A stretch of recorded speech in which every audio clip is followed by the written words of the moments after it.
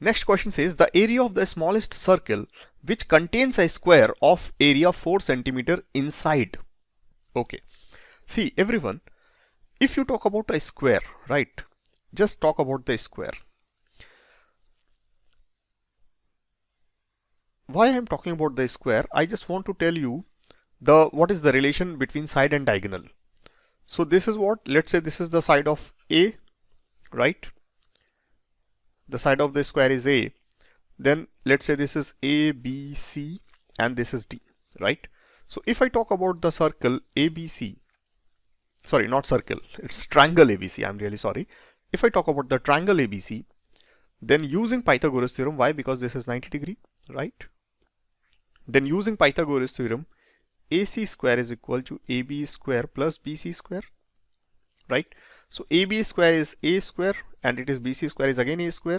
So this is twice of A square. So AC square will be equal to twice of A square. Then AC will be equal to what? A root 2, right? So AC will be A root 2, right? So in any square,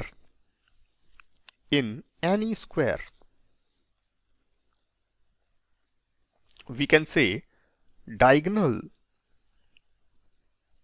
is equal to side root 2, right? In any square, diagonal is equal to side root 2.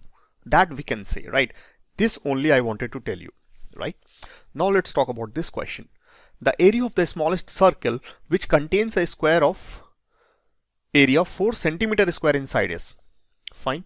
So friends, just talk about the circle. Circle is like this, right? And this is, let's say this is the square which contains inside the circle, right? So what is the area of the square? Area of square is what? Area of square is side square, right? So area of square is given as 4. So side square is equal to 4. Then side will be what? Side will be 2 centimeter, right? So this is 2.